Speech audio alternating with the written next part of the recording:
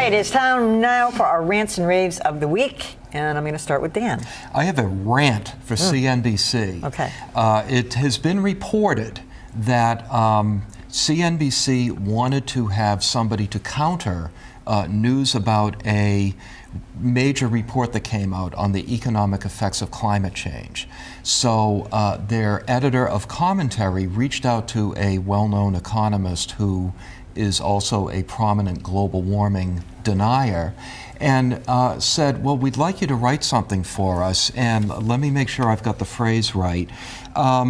We would like you to be on for the news report or just your general thoughts on global warming being a hoax. What? It's just complete. It's moronic. It's completely moronic. Yeah. It's insane.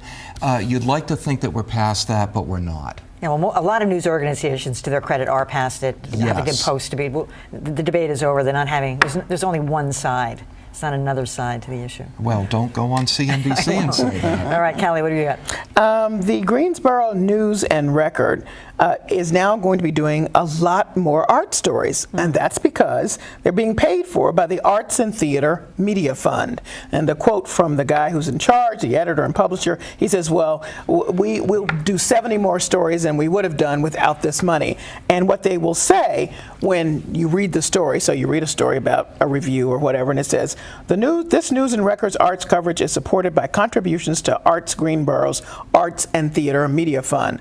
Hello, that means that your arts coverage is bought. So it would be hard to look at anything. Critical. No, and supported I don't think is the correct word. Paid for by, I think ought to be clear. I mean, I'm all about arts coverage, and I think it's, I want to support the arts. But come on, people, we just got to figure out how to do this. They didn't think it was important. They just didn't bother with the arts? Well, they said they couldn't afford to cover it without this support. So I will say though, you listen to any public radio show, and you're gonna hear during Morning Edition or All Things Considered, coverage of the arts is sponsored by, coverage of technology is sponsored by. I mean, that's a model that's been in place in public media for a long time. It's not quite. I mean, because you're covering a wide breadth of stuff, and it's not necessarily. This is very specific to their arts coverage in this paper. And there's how many theaters are there? Technology 5. today, busy. It's like paid for by Toyota, but 90% of the stories are about Toyota. Yeah. It's like, oh. Anyway, Josh, what do you got? Well, I was watching soccer this weekend, on Sunday, watching the Portugal-U.S. match, like a lot of Americans, and I was really surprised to see an ad for something I was not anticipating. I think we have a clip of it. Read the highlights, read the headlines, and read the writers who read between the lines. The Times and the Sunday Times digital pack. Ad for the Times of London, targeting Americans who are watching soccer, which I thought was, if you're going to pick the most Anglophile group and the most sort of internationally minded group of Americans, you could do worse than doing it in the middle of a World Cup match. Yeah. But it's just so interesting how much more international the newspaper business, which used to be a very local business. You have The Guardian winning the top Pulitzer Prize this year for public service. You have American papers that are trying to expand overseas. You have the Times of London trying to pitch its crosswords to American television watchers. And I heard another sponsorship message on public radio this morning for the Times of London. It's just a very different world than what we used to live in. Hey, good for them. Okay, is it a good paper? Is it? It has a certain political slant and a certain perspective. Right? It's a Murdoch paper. It's better than the Sun. It is better than the Sun. You can think of it as the conservative equivalent to the liberal Guardian. But it's interesting. It's like the walls coming down. Like, why just if everything's digital?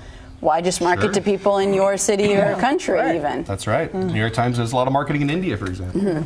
All right, Kara. So I have a rave for Yahoo, which picked up this week Michael Isikoff, NBC's investigative correspondent. He became very well known during the Monica Lewinsky scandal for all the stuff. He used to work for Newsweek. But Yahoo's doing something really interesting. I can't quite figure out what it is, but they're going around and picking up talent. I mean, they sort of have this grab bag of Katie Couric, David Pogue from the New York Times, Matt Bai, very good political writer from the New York Times.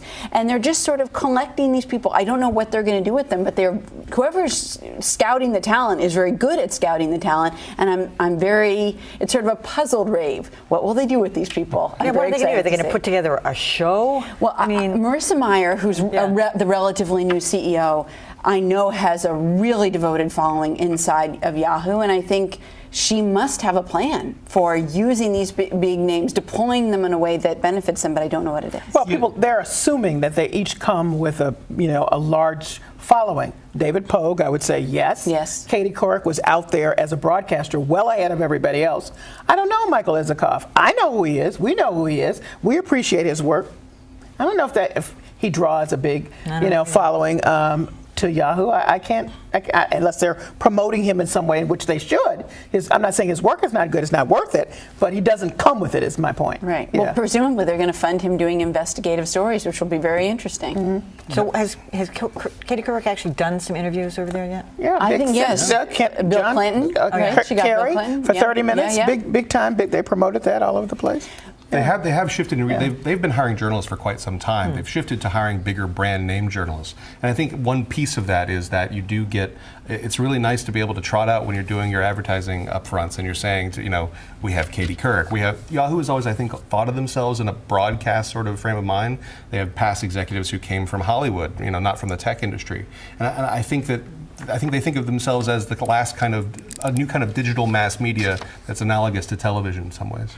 I look at Yahoo as being almost old media at this point, and my suspicion is if Marissa Mayer had an overarching vision for this, we'd be hearing about it. I think she's assembling pieces and hoping it will somehow gel, but I think it remains to be seen whether it will. And let me just note that Al Jazeera did pretty much the same strategy. They went and grabbed people that have names that are very well known among us, That's certainly. True.